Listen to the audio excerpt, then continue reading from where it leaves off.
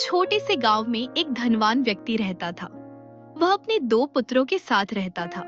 बड़ा बेटा मेहनती, जिम्मेदार और अपने पिता का आज्ञाकारी था। छोटा बेटा, जो कुछ ज्यादा ही उच्छृंखल और उत्साही था, हमेशा नई नई चीजें करने का सपना देखा करता था। उसे गांव का सादा जीवन उबाऊ लगता था। वह सोचता, कब तक मैं खेतों में काम करता रहूं? जीवन का आनंद तो दुनिया घूमने में है। एक दिन छोटे बेटे ने अपने पिता से कहा, पिताजी, आप जो संपत्ति हमें देने वाले हैं, उसमें से मेरा हिस्सा अभी दे दीजिए। मैं अपना जीवन अपने तरीके से जीना चाहता हूँ। पिता उस वक्त बहुत चुप हो गए।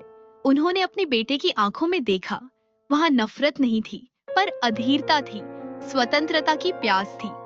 पिता जानते थे कि बेटा अब भी समझदार नहीं हुआ है, फिर भी उन्होंने प्यार से कहा, बेटा, जो तेरा है वह तुझे मिलेगा। और फिर उन्होंने अपनी संपत्ति दो हिस्सों में बांट दी। बड़े बेटे को एक हिस्सा और छोटे बेटे को उसका हिस्सा। कुछ ही दिनों में छोटा बेटा अपना हिस्सा लेकर दूर देश की ओर निकल पड़ा। उसने सोचा, अब मैं आजाद हूँ, अब कोई मुझे नहीं रोकेगा। शुरुआत में सब कुछ बहुत अच्छा लगा।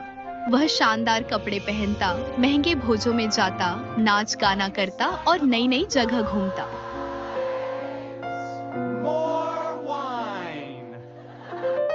जहां जाता वहां लोग उसकी धन दौलत देखकर उसके दोस्त बन जाते।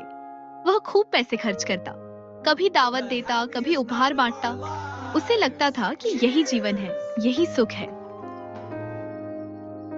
लेकिन समय के साथ साथ उसका सोना चांदी खत्म होने लगा। जो दोस्त उसके साथ शराब और संगीत में थे, वह एक एक करके उसे छोड़कर चले गए। जब तक पैसा था, सब उसके अपने थे। जैसे ही पैसा गया, सब अजनबी हो गए। कुछ ही महीनों में वह निर्धन हो गया। जो पहले सोने के सिक्के गिनता था, अब रोटी के टुकड़ों के लिए भटकने लगा।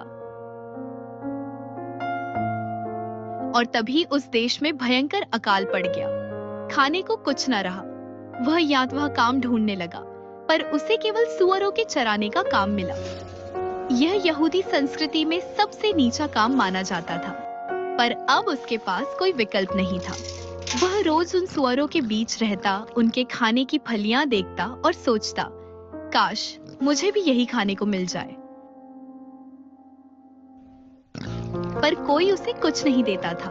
उसका शरीर कमजोर हो गया, कपड़े फट गए और आत्मा टूटने लगी। एक दिन जब वह खेत में बैठा था और भूख से कांप रहा था, उसने आकाश की ओर देखा और आंसू बहा दिए। उसे अपने पिता का घर याद आया।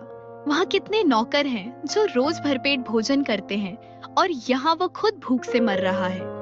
वह सोचने लगा, मैंने अपने पिता के प्रति और स्वर्ग के प्रति बहुत बड़ा अपराध किया है। मैं अब उनका पुत्र कहलाने योग्य नहीं रहा। फिर भी अगर मैं लौट जाऊं और कहूं, पिताजी, मुझे अपना नौकर बना लीजिए, शायद वे मुझे स्वीकार कर ले। यह सोचकर उसने अपना सिर झुकाया, कमजोर शरीर को संभाला और घर की ओर चल पड़ा। हर कदम पर उसका दिल डर से कांप रहा था। पता नहीं पिता क्या कहेंगे, क्या वे माफ करेंगे? उधर पिता हर दिन अपने घर के आंगन में बैठकर दूर क्षितिज की ओर देखते रहते थे। उन्हें विश्वास था कि एक दिन उनका बेटा लौटेगा। वह बूढ़े हो चुके थे, पर दिल में बेटे के लिए प्रेम अब भी उतना ही गहरा था।